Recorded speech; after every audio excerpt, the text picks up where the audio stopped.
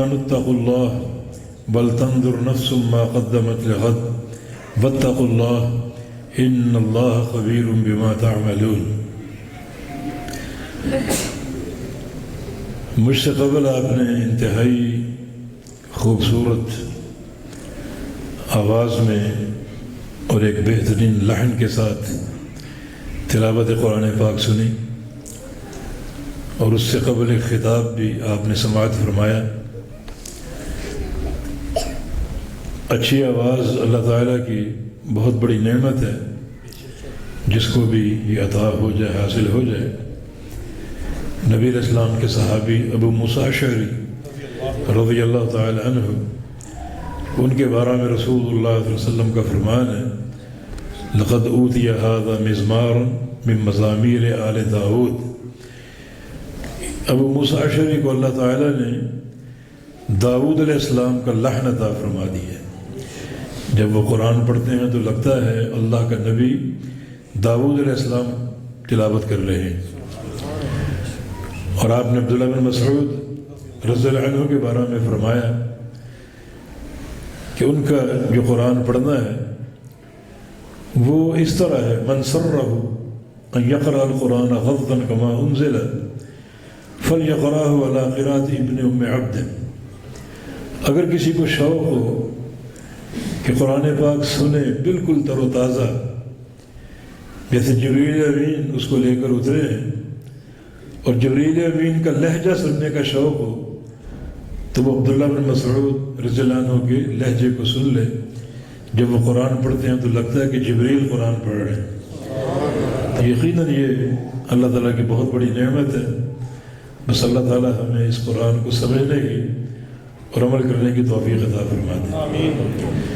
نبی علیہ السلام کے ایک صحابی انس بن مالک رضی اللہ عنہ خادم رسول صلی اللہ علیہ وسلم خدمت میں حاضر ہوئے اور ایک عجیب خواہش کا اظہار کیا۔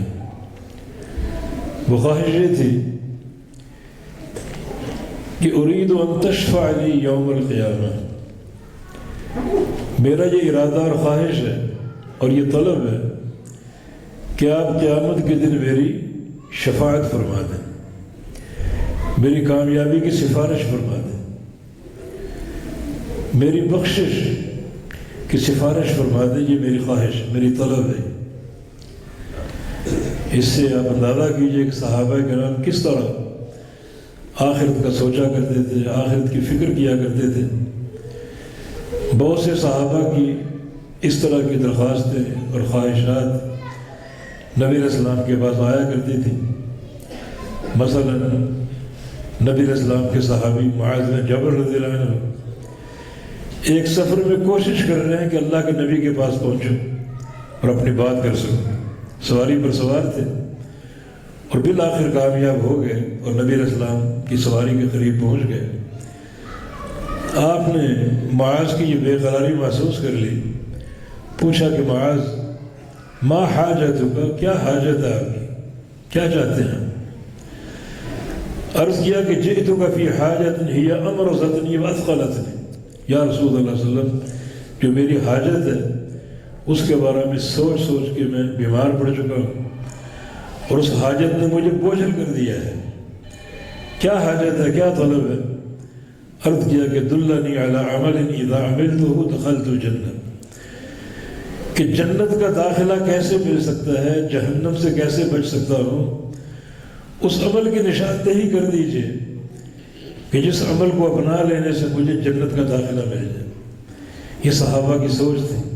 ام المومنین سیدہ عائشہ صدیقہ رضی اللہ عنہا نبی علیہ السلام سے پوچھتی ہیں، هل تذکرون اہلیکم یوم القیامہ، یا رسول اللہ صلی اللہ علیہ وسلم قیامت کے دن آپ مجھے یاد رکھیں گے یا بھول جائیں گے؟ یہ آخرت کا خوف، آخرت کی فکر، اور یہ فکر بھی خادم رسول سیدنا انس کے سر پہ سوار تھی۔ اسی کے بارے میں سوچا کرتے کہ یا رسول اللہ صلی اللہ علیہ وسلم میری یہ طلب ہے، یہ رغبت اور خواہش ہے کہ آپ قیامت کے دن میری سفارش فرمائیں کہ اللہ مجھے بخش دے اور مجھے جنت کا داخلہ حاصل ہو جائے۔ تو رسول اللہ صلی اللہ علیہ وسلم نے فرمایا کہ انی فاعل، انشاءاللہ میں یہ کروں گا، تمہاری سفارش کروں گا۔ تمہاری شفاعت کروں گا۔ اس پر انس نے ایک اور سوال کیا کہ این اجدک یوم القیامہ، کہ یا رسول اللہ صلی اللہ علیہ وسلم قیامت کا میدان بہت بڑا ہے اور کروڑوں اربوں افراد جمع ہوں گے، تو میں آپ کو کہاں تلاش کروں؟ آپ مجھے کہاں نظر آئیں گے، کہاں ملیں گے؟ تو رسول اللہ صلی اللہ علیہ وسلم نے 3 مقامات کا ذکر کیا کہ اول ما تجدنی عند الصراط، سب سے پہلے مجھے ڈھونڈنا اور تلاش کرنا پل صراط کے پاس، جو جہنم پر نصب ایک پل ہے، ادق من الشعرۃ واحد من السیف، جس کی باریکی بال سے زیادہ اور جس کی کاٹ تلوار سے زیادہ ہوگی، جہنم پر نصب ہوگا، اس پل پر چل کر اس کو عبور کرنا ہے۔ سب سے پہلے اس مقام پر آ کے مجھے ڈھونڈنا، میں تمہیں وہاں مل جاؤں گا۔ پوچھا کہ ان لم اجدک علی الصراط، اگر پل صراط پر آپ کو نہ پاؤں تو پھر آپ کو کہاں ڈھونڈوں؟ تو فرمایا کہ عند المیزان، پھر وہاں آ جانا جہاں ترازو قائم ہوگا بندوں کے اعمال تولنے کے لیے، اور اگر وہاں بھی نہ ملوں تو پھر تجدنی عند الحوض، مجھے تم حوض کوثر کے پاس آ کر دیکھنا اور تلاش کرنا۔ یہ 3 مقامات ہیں۔ سب سے پہلے پل صراط پر، اگر وہاں نہ ملوں تو میزان جہاں ترازو قائم ہوگا اور بندوں کے اعمال تولے جائیں گے، اور اگر وہاں بھی نہ ملوں تو پھر حوض کوثر جو اللہ مجھے عطا فرمائے گا اپنی امت کو جام کوثر پیش کرنے کے لیے اور یہ عمدہ اور بہترین پانی پلانے کے لیے۔ آج کی اس مختصر سی مجلس میں 2 باتیں عرض کرنی ہیں۔ ایک مسئلہ شفاعت، اور اس شفاعت کو حاصل کرنے کے لیے کیا قواعد اور کیا ضوابط ہیں جو شریعت نے مقرر کیے۔ دوسرا یہ بتانا ہے کہ نبی علیہ السلام نے 3 مقامات کا ذکر کیوں کیا، پل صراط کا اور میزان کا اور حوض کوثر کا۔ ان 3 مقامات کی اہمیت کیا ہے اور ان 3 مقامات پر کامیابی کے اصول کیا ہیں، یہ سب میری اور آپ کی ضرورت ہے۔ قیامت جو ہے وہ قائم ہونے والی ہے، حساب و کتاب ہوگا، تو یقیناً یہ ایک لمحہ فکریہ کہ ہم آخرت میں قیامت میں کیسے کامیاب ہوں، اللہ کی ناراضگی سے کیسے بچ سکیں اور جہنم کے عذاب سے کیسے بچ سکیں اور جنت کو کیسے حاصل کر سکیں، یہ ہم سب کی سوچ ہونی چاہیے۔ تو پہلے نمبر مسئلہ شفاعت، آپ شفاعت فرمائیں گے، اور اس شفاعت کی جستجو اور طلب ہر ایک کو ہونی چاہیے۔ یہ شریعت کی برکت ہے۔ جناب انس بن مالک نے یہ سوال کیا کہ آپ میری شفاعت کریں، اور آپ نے قبول کر لیا۔ اسی قسم کا سوال 2 صحابہ نے اور بھی کیا ہے، ایک ابو عبیدہ بن جراح رضی اللہ عنہ اور دوسرے ابو موسیٰ اشعری رضی اللہ عنہ، اور آپ نے ان کی شفاعت کرنا قبول فرمائی۔ اور پھر چونکہ شریعت قیامت تک کے لیے، اگر آپ کی زندگی میں صحابہ یہ استدعا کرتے رہتے اور آپ ہاں کرتے رہتے، جواب دیتے رہتے، تو شفاعت کا مسئلہ پھر صحابہ کے دور تک محدود ہوتا، ہمارا کیا بنتا؟ تو یہ شریعت کی برکت اور سماحت ہے کہ آج تو یہ لوگ سوال کر رہے ہیں شفاعت کا، لیکن جب میں دنیا سے چلا جاؤں گا پھر شفاعت کا مسئلہ کیا ہوگا؟ تو شریعت نے اس کے لیے ایک فارمولہ اور ایک ضابطہ مقرر کر دیا کہ آئندہ جو بھی شفاعت چاہے گا اس ضابطے کو اپنائے، اس فارمولے کو اپنائے، اس راہ پر چلے، تو اس کو قیامت کے دن نبی علیہ السلام کی شفاعت حاصل ہو جائے گی۔ آخرت کی شفاعت کی 2 قسمیں، ایک شفاعت کبریٰ، شفاعت عظمیٰ، جو صرف اللہ کے رسول کا حق ہے صلی اللہ علیہ وسلم۔ یہ مقام محمود جو اللہ نے آپ کو دیا کہ آپ قیامت کے دن اللہ تعالیٰ کے حضور شفاعت کریں گے حساب و کتاب شروع کرنے کی۔ جب سور پھونکا جائے گا اور خلقت میدان محشر میں جمع ہوگی، حساب و کتاب نہیں ہوگا، کھڑے ہیں، اور یہ کھڑا ہونا بڑا تکلیف دہ ہے، بڑا اذیت ناک۔ ایک تو سورج 1 میل کے فاصلے پر ہوگا، اور شدت کی گرمی ہوگی. یہ سورج بھی دنیا کا سورج نہیں بلکہ قیامت کا سورج ہے، جس کی حرارت اور زیادہ ہوگی، تپش اور زیادہ ہوگی، اور پھر اس دھوپ کے نتیجے میں پسینے بہیں گے. یہ پسینہ اس سے زیادہ خطرناک ہے. جن لوگوں کو یہ پسینہ آئے گا وہ یہ دعا کریں گے کہ اللہم ارحنا منہ ولا الی النار، کہ یا اللہ پسینے سے نجات دے دے، خواہ جہنم میں ڈال دے، پسینے سے بچا دے. اتنا یہ خطرناک معاملہ ہوگا.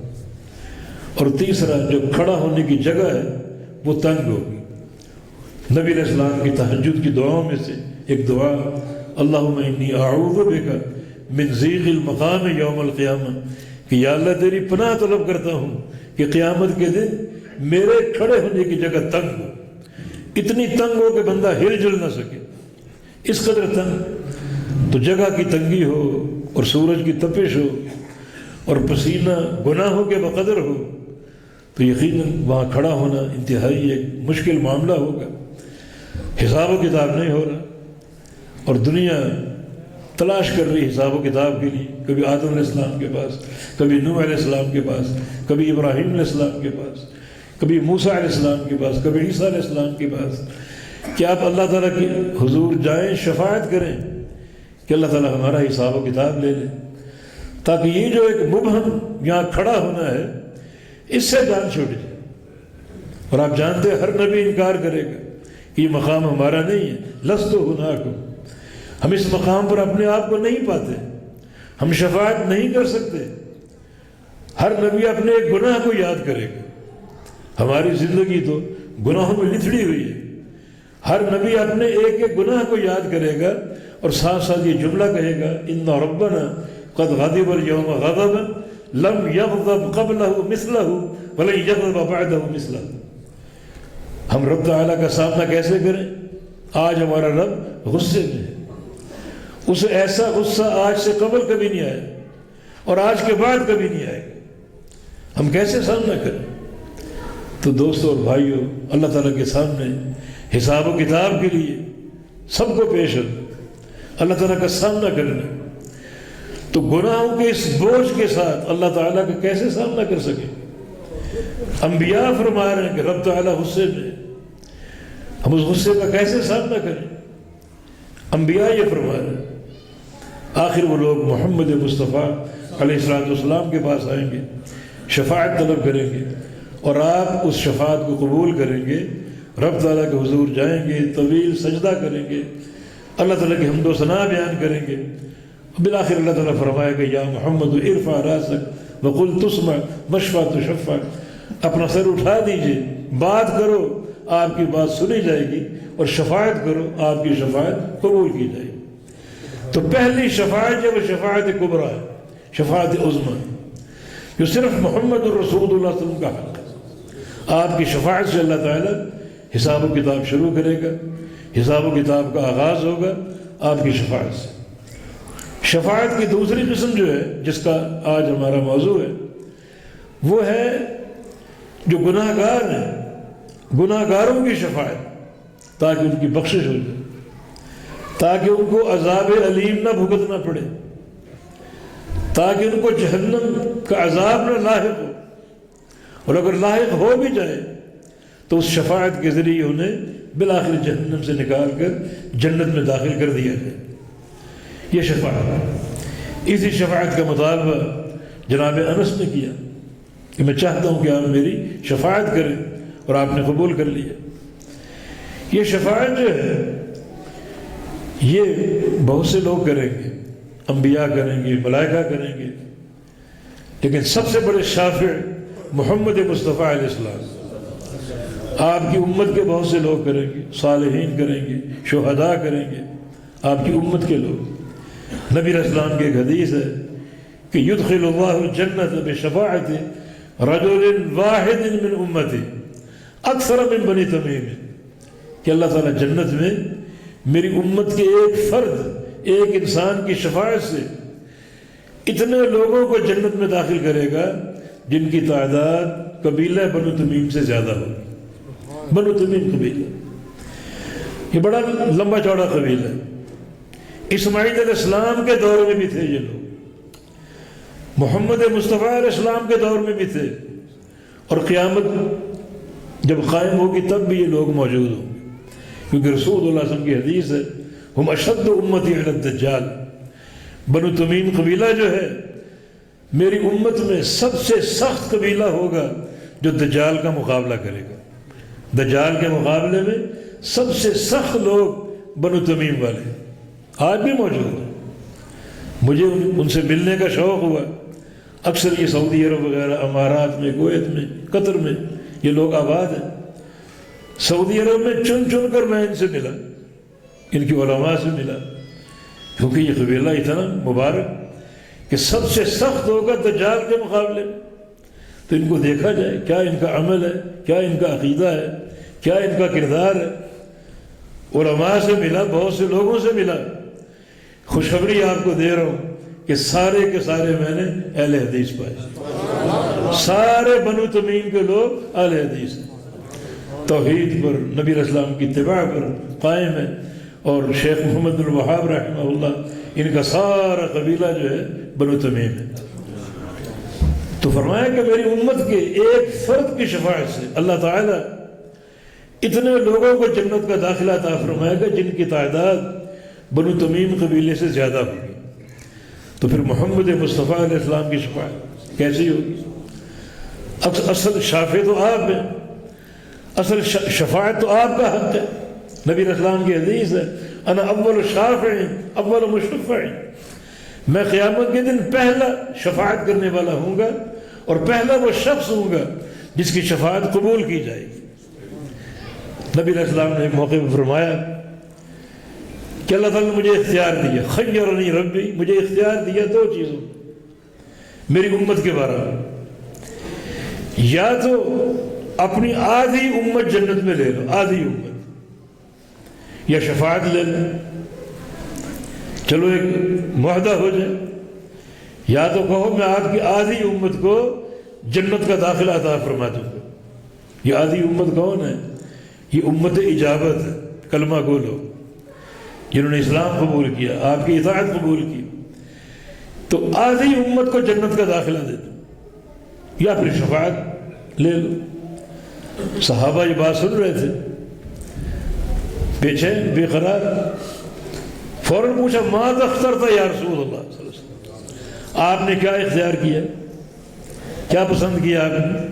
فرمایا کہ اخترت الشفاعت، میں نے شفاعت اختیار کی کہ مجھے شفاعت چاہیے، آدھی امت کی بجائے مجھے شفاعت دیجیے کہ میں قیامت کے دن امت کی شفاعت کر سکوں، جس کا معنی یہ ہے کہ آپ کی شفاعت سے آدھی امت سے زیادہ لوگوں کو جنت کا داخلہ ملے گا، آدھی امت سے زیادہ لوگ جنت میں داخل ہوں۔ مگر یہ شفاعت، اس کے بارے میں شرعی ضوابط کیا ہے؟ پہلا ضابطہ یہ، ہر بندہ شفاعت نہیں کر سکتا۔ ہمارے ہاں شفاعت کو تقسیم کر دیا گیا، فلاں قبر والا، فلاں درگاہ والا، چڑھاوے چڑھاؤ، پیش کرو، قربانیاں پیش کرو، جانور پیش کرو، یہ قیامت کے دن شفاعت کرے گا۔ بعض اوقات بعض بیویوں کو مزاروں میں، جو مزاروں کے جو مجاور بیٹھے ہیں، وہ پردہ اٹھانے پر مجبور کرتے ہیں کہ اپنا چہرہ حضرت کو دکھاؤ تاکہ تمہیں پہچان لیں اور قیامت کے دن تمہاری شفاعت کر سکیں۔ عورتوں کو بے پرد کرتے، بے حیائی کے اڈے سارے۔ تو شفاعت کون کرے گا؟ اختیار کسی انسان کے پاس نہیں۔ من ذا الذی یشفع عندہ الا باذنہ، اللہ کے ہاں کون شفاعت کرے گا، کون سفارش کرے گا؟ صرف وہی جس کو اللہ کا اذن حاصل ہو، جس کو اللہ کی اجازت حاصل ہوگی۔ ہر بندہ شفاعت نہیں کرے گا۔ تو شفاعت کے تعلق سے نظریہ اپنا ٹھیک کر لو، ہر بندہ شفاعت نہیں کرے گا، جس کو اللہ کا اذن حاصل ہوگا وہ شفاعت کرے گا۔ اچھا، وہ شفاعت کرنے والا اپنی مرضی سے کسی کی سفارش نہیں کر سکتا، چاہے وہ شافع المذنبین محمد مصطفیٰ علیہ السلام کیوں نہ ہو، اپنی مرضی سے کسی کی شفاعت نہیں کر سکے. کوئی شفاعت کرنے والا جس کو اللہ کا اذن حاصل ہوگا، اجازت حاصل ہوگی، اپنی مرضی سے شفاعت نہیں کر سکے. قرآن کہتا ہے وَلَا يَشْفَعُونَ إِلَّا لِمَنِ ارْتَضَىٰ کہ شفاعت کرنے والے صرف ان کی شفاعت کر سکیں گے جن کی شفاعت میں اللہ راضی ہے، جن کی شفاعت اللہ چاہے. نہ مرضی سے کوئی شافع بن سکتا ہے اور نہ کوئی شافع مرضی کا مشروع بنا سکتا ہے. کوئی مرضی کی سفارش کرتے فلاں کی نہیں، صرف اسی کی شفاعت ہوگی جس کی شفاعت اللہ چاہے گا. یہ قواعد شرعی قواعد میں اختصار سے بیان کر رہا ہوں. یہ شرعی قواعد، شافع اپنی مرضی سے کھڑا نہیں ہوگا شفاعت کرنے کے لیے، اور مشروع کا تعین بھی کسی شافع کی مرضی سے نہیں ہوگا. حتیٰ کہ محمد مصطفیٰ علیہ السلام جو سب سے بڑے شافع ہیں، اپنی مرضی سے کسی انسان کی شفاعت نہیں کر سکے. یہ اللہ تعالیٰ کا حق ہے. اب شفاعت کس کی ہوگی؟ شفاعت کرنے والے شفاعت کس کی کریں گے؟ بالخصوص ہم محمد مصطفیٰ علیہ السلام کی شفاعت کی بات کریں جو قیامت کا ایک عظیم انعام ہے. امام منذری رحمہ اللہ ترغیب و ترہیب میں، اور شیخ البانی نے اس کو صحیح کہا، حدیث ایک لائے، ایک وفد اللہ کے پیغمبر کے پاس آیا اسلام قبول کرنے کے لیے. اس وفد کا ایک شریک یا ایک بندہ عبد الرحمن ابن فاضل کے نام سے اسلام قبول کیا، اور ان کو اطلاع تھی اسلام کی غربت کی اور جو تکلیف اور جو ایک پریشانیاں مسلمان جھیلتے ہیں. عبد الرحمن نے یہ سوال کیا یا رسول اللہ صلی اللہ علیہ وسلم اللہ تسأل ربک ملکن کا ملک سلیمان، اللہ تعالیٰ سے دعا کیوں نہیں کرتے کہ اللہ تعالیٰ آپ کو سلیمان علیہ السلام جیسی بادشاہت عطا فرمائے، فراخی ہو، فراوانی ہو، رزق کی بہتات ہو، اور یہ غربتیں ختم ہو جائیں، تکلیفیں ختم ہو جائیں. اللہ تعالیٰ سے دعا کیوں نہیں کرتے کہ اللہ تعالیٰ آپ کو سلیمان علیہ السلام جیسی بادشاہت دے؟ تو رسول اللہ صلی اللہ علیہ وسلم نے فرمایا کہ اعطیت افضل مما اعطى سلیمان، اللہ تعالیٰ نے مجھے اس سے افضل دیا ہے جو سلیمان علیہ السلام کو دیا. انہیں ساری بادشاہت دی، انسانوں پر، جنوں پر، درندوں پرندوں پر، مگر جو مجھے دیا ہے وہ سلیمان علیہ السلام کی بادشاہ سے افضل. پوچھا وہ کیا ہے؟ فرمایا کہ وہ شفاعت، جس کا حق میں قیامت کے دن استعمال کر کے اپنی امت کو بخشواؤں گا. ابھی نبی علیہ السلام کی سیرت کے حوالے سے بات ہو رہی. بادشاہت آپ کو پسند ہی نہیں تھی، دنیا کا مال و منال اور یہ متاع آپ کو پسند ہی نہیں تھا. اللہ نے آپ کو اختیار دیا تھا کہ چاہو تو یہ سارے پہاڑ آپ کے سونے کے بنا دیں، یہ پہاڑ آپ کے ساتھ ساتھ چلے، اور یہ سارے جو حجر اور پتھر ہیں ان کو ہیرے بنا دیں، اتنا خزانہ آپ کی جھولی میں ڈال دیں. تو آپ نے کیا فرمایا؟ فرمایا کہ یا اللہ مجھے یہ دنیا کا مال نہیں چاہیے، احب ان آکل یوما واجوع یوما، میری یہ چاہت ہے ایک دن کھانا کھاؤں اگلے دن بھوکا رہوں، جس دن کھانا ملے تیرا شکر ادا کروں، اور جس دن بھوکا رہوں اس دن صبر کروں، اور میری پوری زندگی اس صبر اور شکر کی آئینہ دار بن جائے. تو شفاعت قبول نہیں کی، یہ بادشاہت قبول نہیں کی. مگر یہ امت کا درد ہے، بادشاہت قبول کر لیتے لیکن نہیں، مجھے اس سے افضل چیز چاہیے. وہ افضل چیز کیا ہے؟ قیامت کے دن کی شفاعت، گناہ گاروں کو بخشوانے کے لیے، امت کی بخشش کے لیے وہ افضل چیز. اور ایک حدیث میں رسول اللہ صلی اللہ علیہ وسلم کا فرمان ہے لِكُلِّ نَبِيٍّ دَعْوَةٌ مُسْتَجَابَةٌ، ہر نبی کو اللہ تعالیٰ نے ایک دعائے مستجاب دی. ہر نبی کو اختیار دیا کہ ایک دعا تم کر لو میں وہ عطا کروں گا، پوری گارنٹی کے ساتھ. قد دعا میں ہر نبی وہ دعا کر چکا، دعا کا حق استعمال کر چکا. جب میری باری آئی تو اللہ تعالیٰ نے مجھے بھی اس دعا کا اختیار دیا کہ آپ بھی ایک دعا کر لیں، ہم وہ قبول کر لیں. حالانکہ نبی علیہ السلام کی زندگی میں بڑے کٹھن حالات آئے تھے، ابھی آپ سن رہے تھے وادی طائف میں کتنا آپ پر ظلم ہوا، تشدد ہوا، ایک موقع پر اتنے پتھر آپ کو مارے گئے، جس طرف آپ کا منہ تھا اسی طرف آپ بھاگ نکلے، بے ہوش ہو کر گر گئے، کپڑے رنگین ہو گئے، تو آپ دعا کر لیتے یا اللہ مجھے بچا لے، مجھے چھڑا لیں اس ظالم قوم سے، لیکن نہیں، ہر نبی دعا کر چکا ہے، حق استعمال کر چکا ہے، میری باری آئی، مجھے بھی اختیار دیا گیا، تو فرمایا کہ انی ادخرت دعوتی شفاعت لامتی یوم القیامہ، میں نے اپنی دعا کا حق دنیا میں استعمال نہیں کیا بلکہ اس کو ذخیرہ کر لیا آخرت کے لیے، تاکہ آخرت میں اپنی امت کی شفاعت کر سکوں، یہ امت کا درد۔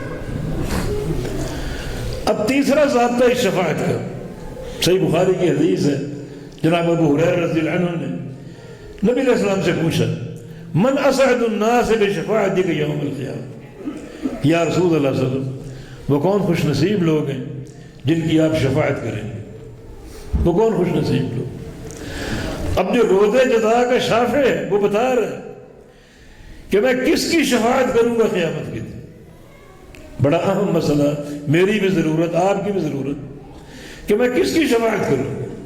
اس حوالے سے ہمارے کچھ مفروضے ہیں جو ہم نے تلاش رکھے، کوئی کہتا ہے نبی کی شان میں قصیدہ کہہ لو آپ کی شفاعت مل جائے گی، کوئی کہتا ہے محفل میلاد منا لو آپ کی شفاعت مل جائے گی، عشق رسول آپ کی شفاعت مل جائے گی۔ اللہ کے رسول سے تو پوچھو آپ شفاعت کس کی کریں گے، تو رسول اللہ صلی اللہ علیہ وسلم نے کیا فرمایا، اسعد الناس بشفاعتی یوم القیامہ من قال لا الہ الا اللہ خالصا من قلبہ، قیامت کے دن میری شفاعت صرف ان لوگوں کو نصیب ہوگی جنہوں نے لا الہ الا اللہ کہا بالکل دل سے خالص ہو کر، جن کے عقیدہ توحید میں شرک کی ایک ذرہ برابر ملاوٹ نہ ہو،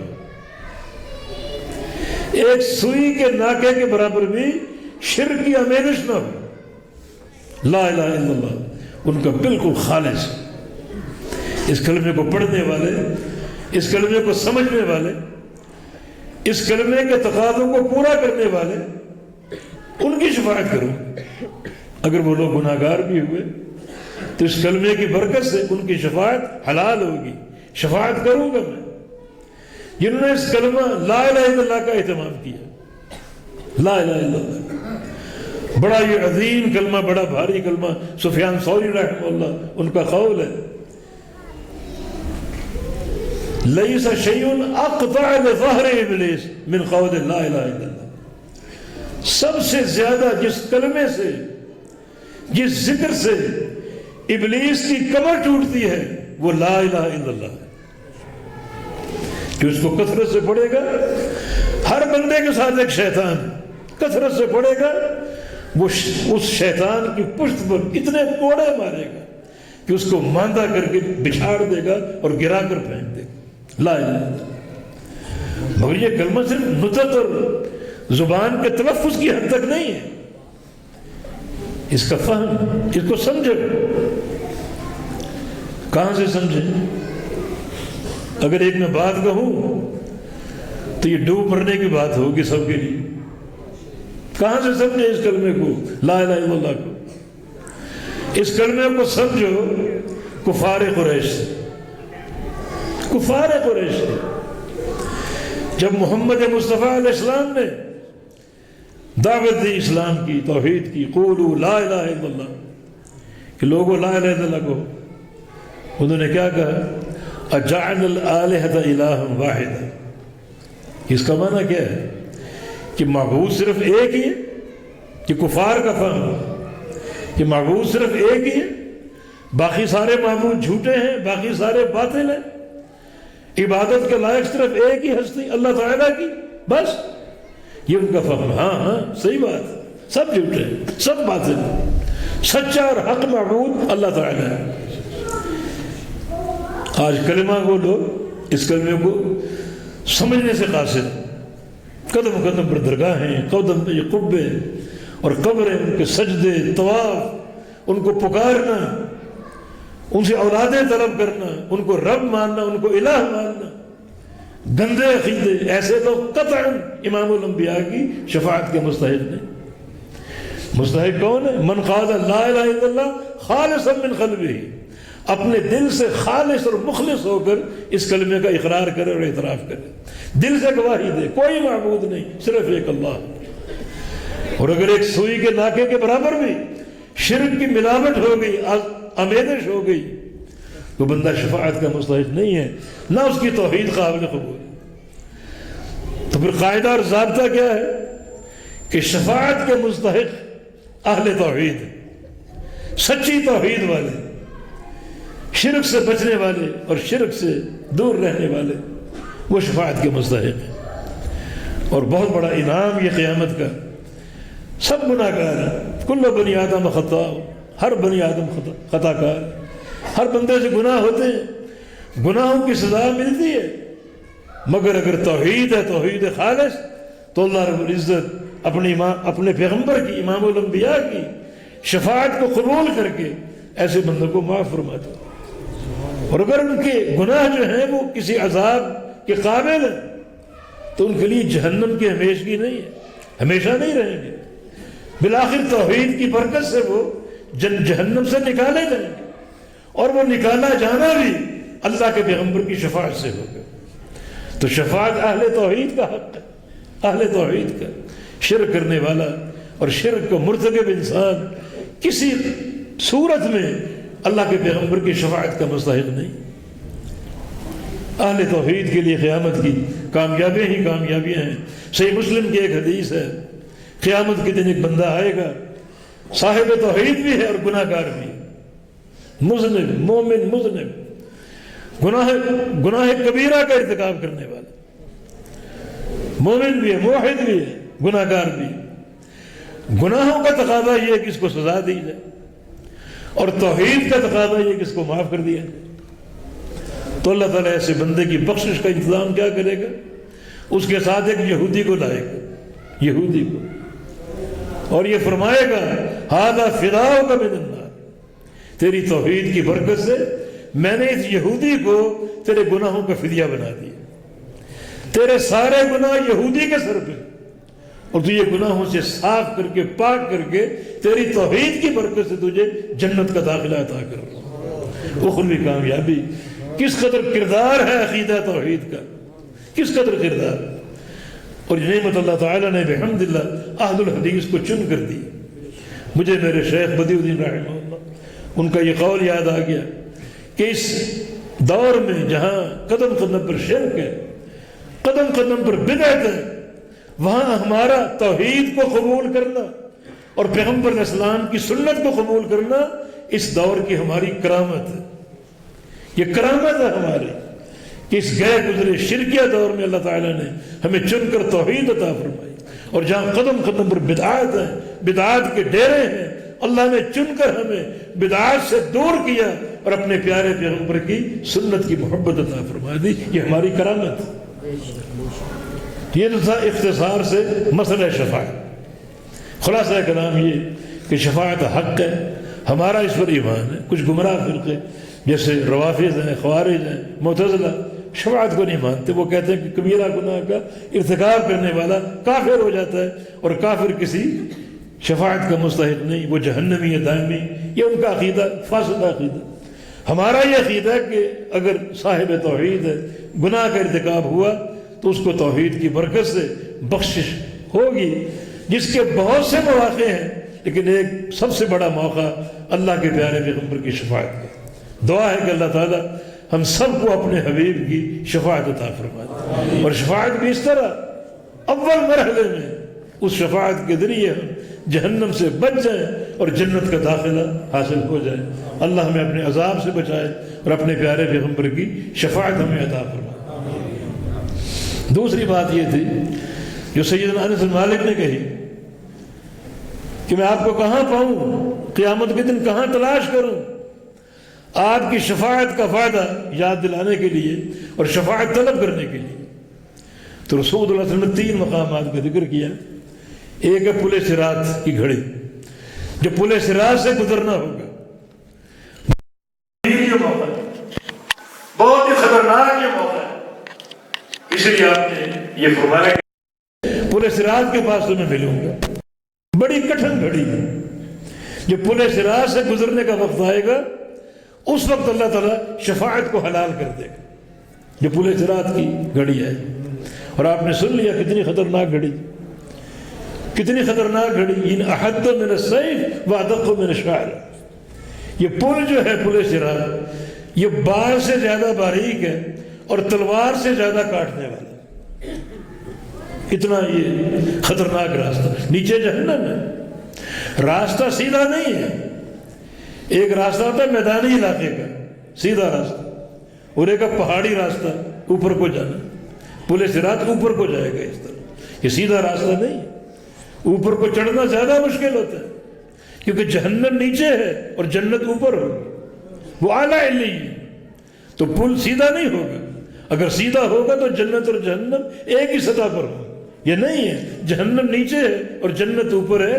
اس طرح یہ پل ہوگا, اوپر کو چڑھنا ہوگا. کتنی مشکل یہ گھاٹی, اوپر چڑھ کر اس کو عبور کرنا پڑے گا. یہ جہنم کی پشت پر یہ نصب ہوگا, جہنم کی پشت پر, اور اس طرح اس کو اوپر چڑھ کر اس کو عبور کرنا ہے.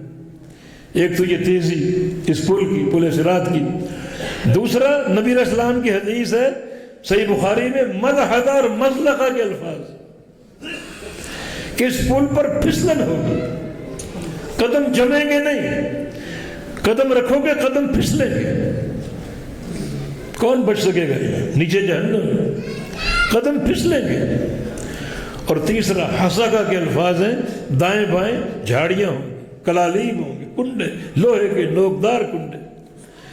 اگر پاؤں الجھ گیا, ان جھاڑیوں میں پھنس گیا, ان کنڈوں میں اٹک گیا, تو اس انسان کا باہر نکلنا ممکن نہیں. یہ پل صراط, یہ پل صراط. یہاں دو چیزیں مطلوب ہیں اور ان دونوں کے قواعد ہیں. انہیں شریعت مطہرہ نے پل صراط میں کامیابی کے لیے ہمیں کیا قواعد عطا فرمائے. دو چیزیں ہیں. ایک وہاں تیزی مطلوب ہے, تیزی مطلوب. نبی علیہ السلام کی حدیثیں ہیں کہ بعض لوگ وہاں گزریں گے پلک جھپکنے کی طرح, کچھ لوگ گزریں گے بجلی کی طرح, کچھ لوگ گزریں گے بادلوں کی رفتار سے, کچھ لوگ گزریں گے سمندر کی لہروں کی رفتار سے, اور کچھ لوگ گزریں گے گھوڑوں کی رفتار سے. یہ گزرنا. اور کچھ لوگ جو ہیں وہ اونٹوں کی رفتار سے گزریں. یہ تیزی چاہیے. اور کچھ لوگ فرمایا ایسے ہوں گے کہ وہ کھڑے نہیں ہو پائیں گے, جیسے بچہ زمین پر چلتا ہے اس انداز سے چلیں گے, کبھی گریں گے کبھی سنبھلیں گے. نبی علیہ السلام نے بعض منظر بیان کیے کہ کچھ لوگ ایسے نظر آئیں گے جو پل صراط سے گریں گے اور آخر میں اپنے ہاتھ کے سہارے سے لٹکے ہوں گے. کتنا دیر وہ لٹکے رہیں گے. اور کچھ لوگ پاؤں کے سہارے سے لٹکے ہوں گے. کتنا وہ تکلیف دہ وہ منظر ہوگا اور لوگ یہ دیکھیں گے. اب یہ گزرنا, تیزی سے گزرنا, یہ عمل کے ساتھ عمل. نبی علیہ السلام کی حدیث صحیح مسلم میں, من ابطأ بعملہ لم یسرع بہ نسبہ. جس بندے کے عمل میں کمزوری ہوگی, کوئی دنیا کا تعلق, کوئی خاندانی وجاہت, کوئی مال و دولت اس کو تیز نہیں چلا سکے. اگر عمل میں کمزوری, عمل میں تیزی پیدا کرو. نبی علیہ السلام کی دو حدیثیں, ایک یمر الناس علی قدر نور ہے کہ پل صراط پر تیزی جو ہے وہ بقدر نور ہوگی.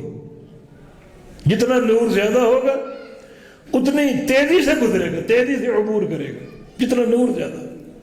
اور کچھ لوگ ان کی نور کی شعاعیں آگے پیچھے دائیں بائیں پھیلی ہوں گی اور بجلی کی طرح عبور کر جائیں گے. نور زیادہ, جتنا نور کم ہوتا جائے گا اتنا تاخیر ہوگی. حتیٰ کہ رسول اللہ صلی اللہ علیہ وسلم نے فرمایا کہ بعض لوگ ایسے بھی ہوں گے جن کا نور جو ہے ان کے پاؤں کے انگوٹھے میں ایک نقطے کی طرح ہوگا, نقطے کی طرح. یہ ان کا نور, کیا ان کو راستہ نظر آئے گا. فرمایا کہ اتنا کمزور ان کا عمل ہوگا, کھڑا نہیں ہو پائیں گے پل صراط. جس طرح بچہ زمین پر چلتا ہے اس طرح وہ چلیں گے, سنبھلیں گے, گریں گے, آگے بڑھیں گے. ان کا نور ایک انگوٹھے, پاؤں کے انگوٹھے میں ایک نقطے کی مانند ہوگا. یہ نور کس چیز کا ہے؟ اس کی صراحت ایک اور حدیث میں, یمر الناس علی قدر اعمالہم, کہ لوگ گزریں گے اپنے اعمال کے بقدر. مانا یہ نور اعمال کا ہوگا، یہ نور آپ کی نمازوں کا، یہ نور آپ کے روزوں کا، یہ نور آپ کے حج کا، عمروں کا، جو بھی فرائض اور نوافل آپ ادا کریں وہ قیامت کا نور بنتا جائے گا، اور یہ نور کی کثرت اور شدت جو ہے پل صراط پر تیزی کا باعث ہوگی۔ یہ ضابطہ پل صراط سے تیزی سے گزرنے کا کہ عمل کی اہمیت، عمل پر زور دیجئے، اللہ کے پیارے پیغمبر کی اتباع اور آپ کی اتباع، یہ در حقیقت قابل قبول عمل ہے، اور یہ قیامت کا نور ہے۔ قیامت کا نور اعمال صالح ہے۔ بشر المشائین فی الظلم بنور تام یوم القیامہ، ان لوگوں کو بشارت دیجئے جو اندھیروں میں نماز پڑھنے جاتے ہیں، جیسے عشاء کی نماز ہے، فجر کی نماز ہے، انہیں بشارت دو اندھیروں میں نماز پڑھنے کے لیے جانے والوں کو قیامت کے دن مکمل نور کی، مکمل نور ان کو ملے۔ من حافظ علی الصلوات کانت لہ نور، جو نمازوں کی حفاظت کرتے ہیں تو یہ نمازیں ان کے لیے نور بن جائیں گی، اور یہ نور پل صراط پر تیزی کا باعث بنے گا، اور یہ نور اعمال کے ساتھ بقدر اعمال ہے۔ جتنا عمل زیادہ ہوگا، جتنا تیزی کے ساتھ ہوگا، اتنا قیامت کا نور بڑھتا جائے گا، اور جتنا نور بڑھے گا اتنا اس پل کو عبور کرنا جلدی ممکن ہوگا۔ باقی دوسرا علاج، پل پر پھسلن، قدم جم نہیں رہے، قدم ٹک نہیں رہے، پھسلن، اور قدم اگر الجھ گئے، جھاڑیوں میں پھنس گئے تو پھر وہ قدم باہر نہیں نکل سکیں گے، بندہ گیا پھر۔ تو ان قدموں کو ثابت قدمی کیسے ملے، قدموں کا ثبات کیسے ملے؟ وہ کیا فارمولہ کہ قدم رکھیں اور جم جائیں، وہ پھسلن نہ ہو، دائیں بائیں وہ قدم جھک نہ سکیں، اور پوری قوت کے ساتھ جم جائیں۔ اس کے لیے قرآن کی ایک آیت ہے کہ ثبت اللہ الذین آمنوا بالقول الثابت فی الحیات الدنیا وفی الآخرہ۔ اللہ تعالیٰ ثابت قدمی دے گا، اللہ تعالیٰ ثابت قدمی دے گا اہل ایمان کو۔ کس چیز کی برکت سے؟ کیوں دے گا؟ بالقول الثابت، قول ثابت کی برکت سے۔ جو اہل ایمان کے پاس قول ثابت ہے، اللہ اس قول ثابت کی برکت سے انہیں ثابت قدمی دے گا ہر مقام پر، دنیا میں، قبر میں، قیامت کے دن میدان محشر میں، اور پل صراط پر اللہ ثابت قدمی دے گا اور قدموں کو ثبات عطا فرمائے گا۔ اب یہ قول ثابت کیا ہے؟ جس کی برکت سے یہ ثابت قدمی ملے گی۔ عبداللہ بن عباس رضی اللہ عنہ مفسر قرآن، وہ اس کی تفسیر کرتے ہیں کہ قول ثابت سے مراد لا الہ الا اللہ ہے۔ لا الہ الا اللہ خالی تلفظ نہیں ہے، اس کلمے کو سمجھو۔ لا الہ کیا ہے، الا اللہ کیا ہے؟ لا الہ کا معنی کوئی معبود نہیں ہے، جب نہیں ہے تو پھر نہیں۔ تو یہ سارے یہ درگاہیں اور جبے کبے سرکاریں اور یہ شرکیہ اڈے، سب کی نفی، نہ کوئی انسان، نہ کوئی جن، نہ کوئی فرشتہ، نہ کوئی زندہ، نہ کوئی مردہ، نہ کوئی زمین میں دفن، کوئی معبود نہیں۔ اس نفی کو نفی رکھو، اور الا اللہ یہ کلمہ اس بات ہے، صرف ایک اللہ معبود حق ہے۔ یہ قول ثابت ہے۔ اگر یہ قول ثابت آپ کے اندر ہے، معنی کے فہم کے ساتھ، عقیدے کی سلامتی اور قوت کے ساتھ، تو اللہ تعالیٰ اس قول ثابت کی برکت سے آپ کو ثابت قدمی عطا فرمائے گا پل صراط۔ تو وہاں دو چیزیں چاہیے، قدم ٹک جائیں، قدم جم جائیں، اور تیزی سے گزر جائیں۔ تیزی سے گزرنے کا فارمولہ اعمال صالحہ پوری کثرت اور شدت کے ساتھ اور پوری قوت کے ساتھ، اور قدموں کو ٹکانے اور جمانے کا فارمولہ عقیدہ توحید، لا الہ الا اللہ، پوری پختگی کے ساتھ اور پوری قوت کے ساتھ انسان قبول کر لے۔ کیونکہ مرحلہ بڑا گمبھیر ہے، پل صراط، بڑے بڑے لوگ یہاں گریں گے، جہنم کا لقمہ بنیں گے، اور یہاں امام الانبیاء شفاعت کریں گے۔ تو آپ نے انس بن مالک سے فرمایا کہ سب سے پہلے مجھے وہاں تلاش کرنا، پل صراط پر آ کر، وہاں زیادہ میری امت کو میری شفاعت کی ضرورت ہوگی۔ اور نبی علیہ السلام کی حدیث بھی ہے کہ انبیاء کا وظیفہ رب سلم رب سلم، یا اللہ سلامتی عطا فرما دے، سلامتی عطا فرما دے، یہ دعا ان کی ہوگی۔ تو وہاں میں تمہیں ملوں، یہ پل صراط پر ملنے کا سبب جو اللہ کے نبی صلی اللہ علیہ وسلم نے بیان فرمایا، اور یہ اس مقام کا جو ایک خطورت ہے، کتنا یہ گمبھیر موقع اور مقام ہے، اور کتنا یہ نازک اور حساس گھڑی ہے۔ لوگ جو ہیں جہنم کا لقمہ بنیں گے، جہنم کا لقمہ بنیں گے لوگ اس پل صراط پر گزرتے ہوئے، بہت سے لوگ یعنی اس کثرت تعداد کی کوئی انتہا نہیں۔ صحیح بخاری کی حدیث، اللہ تعالیٰ قیامت کے دن آدم علیہ السلام سے کہے گا ابعث بعث النار، کہ آدم جہنم کا گروہ تیار کرو، جہنم کا گروہ نکالو۔ آدم عرض کرے کہ ما بعث النار یا رب، یا اللہ میں نہیں جانتا جہنم کا گروہ کیا ہے۔ فرمایا کہ من کل 1999 ہر 1000 میں سے 999 جہنمی ہیں اور ایک جنتی۔ اب وہ ایک بندہ جو گزرے گا کامیابی سے، اپنے سامنے 999 افراد کو جہنم میں گرتے ہوئے دیکھے گا۔ نفسیاتی صورتحال کیا ہوگی؟ کتنا بڑا ایک پریشانی کا یہ ایک مرحلہ کہ 999 جہنمی 1000 میں سے اور ایک جنت۔ اس کا معنی کبھی کثرت تعداد کی طرف نہ جاؤ۔ حق تعداد کا نام نہیں ہے، حق کتاب و سنت کی دلیل کا نام، قرآن و حدیث کے نور کا نام۔ یہ پل صراط کی گھڑی نبی علیہ السلام نے شفاعت فرمائیں گے، فرمایا کہ سب سے پہلے مجھے پل صراط پر ڈھونڈنا اور پل صراط پر تلاش کرنا، وہاں نہ ملو تو مرحلہ میزان ہے۔ یہ میزان ترازو جہاں اعمال تولے جائیں گے، اور یہ پل صراط، یہ دونوں مقامات قریب قریب ہیں۔ یہاں میزان قائم ہے، میزان سے فارغ ہوا، ترازو سے فارغ ہوا، اعمال تولے گئے، اب ساتھ ہی پل صراط، اس کو عبور کرو۔ عبور کرو گے تو جنت ملے گی، عبور نہیں کر سکو گے تو جنت کا داخلہ ممکن نہیں۔ تو وزن اعمال یہ بھی ایک بڑی گمبھیر گھاٹی ہے جہاں اعمال تولے جائیں گے۔ اعمال تولنے کا ضابطہ کیا ہے؟ اعمال تولنے کا ضابطہ اعمال کا معیار۔ جب وزن ہوگا اعمال کا تو اعمال کی کثرت جو ہے وہ وزن کی کثرت کا باعث نہیں ہوگا، بلکہ وہ عمل وزن کا باعث ہوگا جو عمل معیار کا ہو۔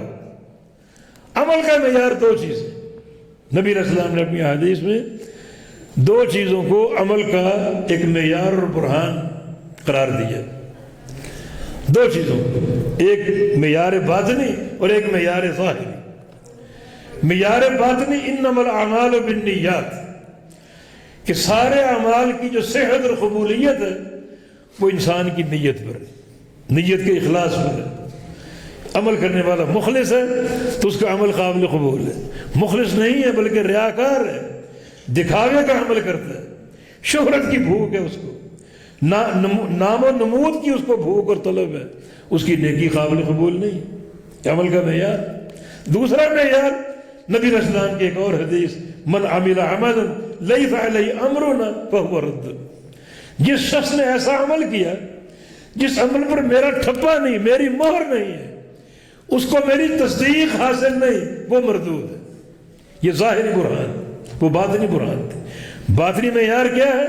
نیت، اخلاص، جو دل کا فعل ہے۔ اور ظاہری برہان کیا ہے؟ عمل کا مطابق ہونا نبی علیہ السلام کے طریقے کے۔ نماز کیسے پڑھنی؟ جیسے آپ نے پڑھی۔ حج کیسے کرنا ہے؟ جیسے آپ نے کیا۔ زکوٰۃ کیسے دینی؟ جیسے آپ نے دی۔ روزے کیسے رکھنے؟ جیسے آپ نے رکھے۔ ان ہر عمل پر اللہ کے حبیب کا ٹھپا لگا۔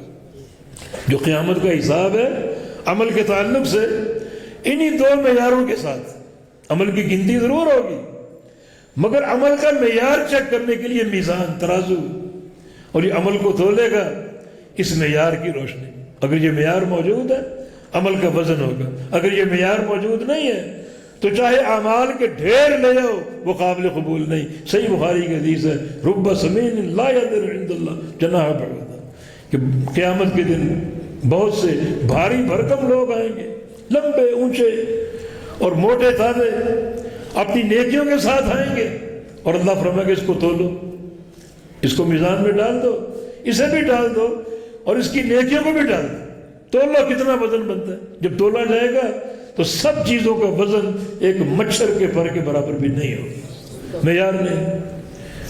ریاکاری تھی، یہ سنت کی اتباع نہیں تھی، کوئی پرواہ ہی نہیں تھی. بس برادری کا طریقہ، قوم کا طریقہ، باپ دادوں کا طریقہ، پیر و مرشد کا طریقہ، اس کے پیروکار تھے. اللہ کے پیغمبر کی سنت کے پیروکار نہیں تھے. اور مرحلہ میزان میں کامیابی کے لیے یہ دو معیار چاہیے. ایک عمل میں اخلاص ہو، دوسرا ہر عمل اللہ کے پیغمبر کے طریقے کے مطابق. یقیناً میں مبارکباد دوں گا اہل الحدیث کو. اپنے اندر اخلاص پیدا کر لو، آپ کی ہر نیکی بحمدللہ پیغمبر علیہ السلام کی سنت اور آپ کے طریقے کے مطابق ہے. یہ بہترین معیار جو اللہ نے چن کر ہمیں عطا فرمایا. باقی مسالک موجود ہیں، ان کے عمل میں سنت رسول کی خوشبو نہیں ہے، امام الانبیاء کے طریقے کی مہر نہیں ہے، سنت سے عاری، سنت سے خالی. تو یہ مرحلہ میزان، یہاں بڑے بڑے لوگ گر جائیں گے، عمل کی گنتی بہت زیادہ ہوگی. بظاہر تہجد پڑھتے ہوں گے، اشراق پڑھتے ہوں گے، صلاۃ الضحیٰ پڑھتے ہوں گے، فرائض پڑھتے ہوں گے، سنتیں پڑھتے ہوں گے، نوافل پڑھتے ہوں گے، لیکن یا تو اخلاص کی کمی ہوگی یا پیغمبر علیہ السلام کے طریقے کی اتباع کی کمی ہوگی. ساری نیکیاں برباد ہو جائیں گی، گر جائیں گے یہ لوگ. اور کامیاب بہت تھوڑے لوگ ہوں گے جن کے اندر اخلاص ہوگا، ریاکاری نہیں ہوگی، اور جن کے اندر محمد مصطفیٰ علیہ السلام کی سنت کی اتباع، وہ لوگ کامیاب. تو یہاں بھی بڑے لوگ گریں گے. امام الانبیاء نے فرمایا اگر پولیس رات کے پاس نہ پاؤ تو پھر جہاں میزان قائم ہوگا وہاں آ جانا. وہاں بھی در حقیقت سنت کے ساتھ ساتھ توحید کی عظمت آشکارا ہوگی، اور وہ لوگ یہاں کامیاب ہوں گے جن کے اندر توحید کی قوت اور عقیدے کی صلابت ہوگی. جس کی ایک دلیل مسند احمد کی حدیث ہے کہ قیامت کے دن ایک شخص کو پکارا جائے گا حساب و کتاب کے لیے. حساب و کتاب کے لیے آ رہے ہیں، سامنے دیکھے گا 99 رجسٹر کھلے ہوئے، 99 رجسٹر بڑے بڑے، اور سارے اس کے گناہوں سے بھرے ہوئے، گناہوں سے بھرے ہوئے. ڈر رہا ہے، کانپ رہا ہے، نیکی کوئی نہیں نظر آ رہی، نیکی کوئی نظر نہیں آ رہی، گناہ ہی گناہ، گناہ ہی گناہ. فرشتے دیکھیں گے نیکی تو ہے نہیں، اس کا رخ جہنم کی طرف موڑ دیں گے، چلو جہنم کی طرف. حساب بڑا تیز ہوگا قیامت کا کہ تمہارے تولنے کے لیے کوئی نیکی تو ہے ہی نہیں. وزن تولے گا، تولا کب تولے گا؟ جب نیکی بھی اور گناہ بھی ہو. نیکی نیکی کے پلڑے میں، گناہ گناہ کے پلڑے میں. تو کوئی نیکی تو ہے ہی نہیں تمہارے پاس، کیا چیز تولی جائے؟ چلو جہنم کی طرف. اللہ فرمائے گا لا تعجلوا علی عبدی، میرے بندے پر جلدی نہ کرو، لے آؤ، واپس لاؤ اس کو. بلا ان لہ عندی حسنہ، اس کی ایک نیکی میرے پاس ہے، میں نے سنبھال کے رکھی ہوئی. اللہ ایک پرچی نکالے گا اپنے عرش سے، یہ اس کی نیکی. اب نیکی ثابت ہو گئی، اب تولو اور وزن کرو. اور اللہ بندے سے کہا اوہ وزن نہ کر، بندے اپنے وزن کو دیکھ جا کر، خود جا کر دیکھ. بندہ تھوڑا سا پریشان تو ہے ہی، بلکہ بہت پریشان. این البطاقۃ من السجل، یہ چھوٹی سی پرچی ان 99 رجسٹروں کا کیا مقابلہ کرے گی؟ اللہ فرمائے گا عبدی اعذر وزن، میرے بندے جاؤ اپنے وزن کو دیکھو، پہنچ جائے گا. جب تولا جائے گا، نبی علیہ السلام کا فرمان ہے کہ ثقلت البطاقہ وطاشت السجلات، پرچی بھاری پڑ جائے گی اور وہ 99 رجسٹر ہلکے پڑ جائیں گے، وہ پلڑا اوپر کو اٹھ جائے گا اور پرچی بھاری پڑ جائے گی. دنیا دیکھ رہی اس پرچی میں کیا ہے، کیا اس کا عمل ہے، کیا اس کا عقیدہ ہے. دنیا کو دکھانے کے لیے کھولا جائے گا اس پرچی کو، اس میں کیا ہے؟ اشہد ان لا الہ الا اللہ، اللہ کی توحید کی گواہی. اس نے وہ گواہی کس معرفت کے ساتھ دی، کس عقیدے کی قوت کے ساتھ دی. ہر طرح کا گناہ تھا مگر شرک نہیں تھا، توحید کی قوت تھی، عظمت تھی، صلابت تھی. اللہ نے قبول کر لی. کیسا اس کا فہم تھا، کیسا اس کا ادراک تھا. اللہ راضی ہو گیا اور اللہ نے اس کی وہ نیکی ایک پرچی پر محفوظ کر لی، آج اس کے کام آئے. تو یہاں بھی توحید کی عظمت ہے، ہر مقام پر توحید کی عظمت ہوگی. توحید کو سیکھو، توحید کو راسخ کرو اور توحید کے تقاضے پورے کرو. اللہ کی توحید کو قائم کرنے کے لیے کوشش کرو. تو یہ دو مقامات ہو گئے، پل صراط کا مقام اور وزن اعمال کا. اور تیسرا فرمایا کہ آخر میں جو میرا حوض کوثر، وہاں آ جانا، کیونکہ وہاں آپ ہوں گے، بار بار آئیں جائیں گے، آئیں گے جائیں گے، پھر آئیں گے اور جائیں گے. اپنی امت کو جام کوثر پیش کریں گے. یہاں فارمولہ کیا کامیابی کے لیے؟ یہ جام کس کو نصیب ہوگا؟ نبی علیہ السلام کی حدیث کا خلاصہ یہ، کچھ لوگ آئیں گے حوض کوثر پہ پانی پینے کے لیے، آئیں گے، بڑھیں گے، اور اللہ کے نبی ان کو پہچان لیں گے. کیسے پہچانیں گے؟ ان کے اعضائے وضو سے. اعضائے وضو چمک رہے ہیں، وضو کے اعضاء چمک رہے ہیں، وہ میری امت ہے. یہ ان کے اعضائے وضو کو ایک موقع تک، ایک وقت تک چمکتا رکھا جائے گا. یہ ان کے ساتھ قیامت کا دھوکہ ہوگا. اعضائے وضو کو دیکھ دیکھ کر خوش ہوں گے، اور اچانک پھر ان چمک کو بجھا دیا جائے گا، ختم کر دیا جائے گا. ایک موقع تک ان کو دھوکہ دیا جائے گا. جیسے منافقین، یعنی بہت سے منافقین ایک وقت تک مسلمانوں کے ساتھ ہوں گے، بظاہر خوش ہوں گے. یخادعون اللہ وہو خادعہم، یہ اللہ کا دھوکہ ان کے ساتھ، کہ اچانک پھر فیصلہ مرتب ہوگا.